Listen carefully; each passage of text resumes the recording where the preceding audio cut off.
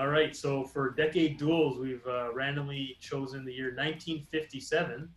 The winners, the MVP winners that year, actually faced off against each other in the World Series. The NL MVP that year was Hammer and Hank Aaron, an outfielder for the Milwaukee Braves, who would become the Atlanta Braves, as you know. They defeated the Yankees in the World Series in 7 games.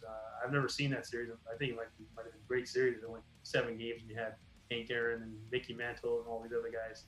Hank Aaron actually had 3 home runs, 7 RBIs, and batted 393 in the World Series.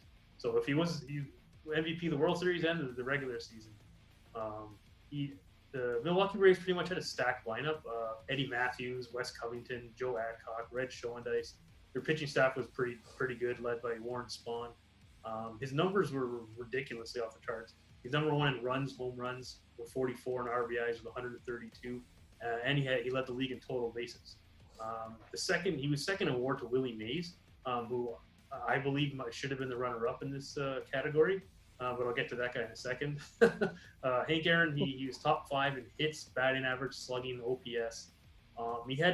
Here's one for me. He had 30 more RBIs than the runner-up, which means he was instrumental in coming up with clutch hits when guys are on base, and that has to account for more wins somehow.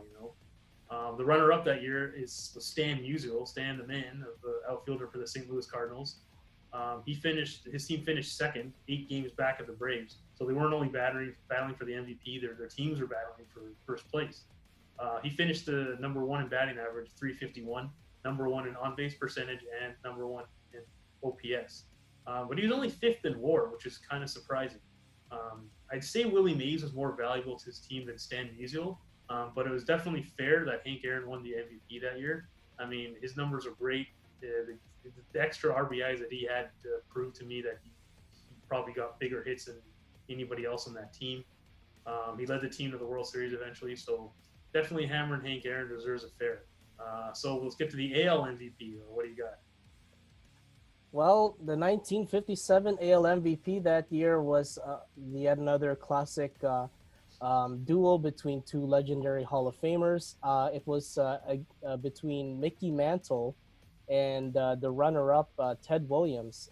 Mickey Mantle ended up winning the MVP award that year. Hit 365, 34 home runs, 94 RBIs, 173 hits, 121 runs, a 512 on base, 665 slugging, and 11.3 WAR. As you mentioned, the Yankees won the pennant that year. However, lost to the Milwaukee Braves in the World Series in 7 games. Mantle had a pretty good hitting year that year. The runner-up was Ted Williams. He hit 388, 38 home runs, 87 RBIs, had 163 hits and 96 runs, a 526 on base, a 731 slugging, and 9.7 WAR. The Red Sox finished third that year, 16 games back of the Yankees for first place. And to me, this might surprise a lot of people, but I thought it was a foul for me to vote Mickey Mantle as the MVP because Ted Williams had slightly better numbers.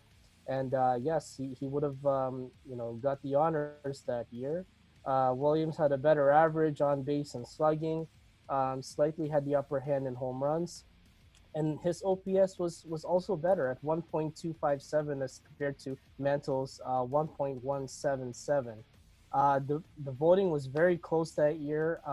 6 first place votes for Mantle and 69% share of the votes. And Williams had 5 first place votes with 52%. So I'm definitely, in my view, another one of those years where the baseball gods were infatuated with the Yankees and their dominance. So it's hard to argue. I mean, poor, terrible Ted Williams getting screwed over again by the media that probably is mostly Yankee fans. And they vote with the aura of the Yankees. I mean, those lineups were still pretty stacked still in the 50s.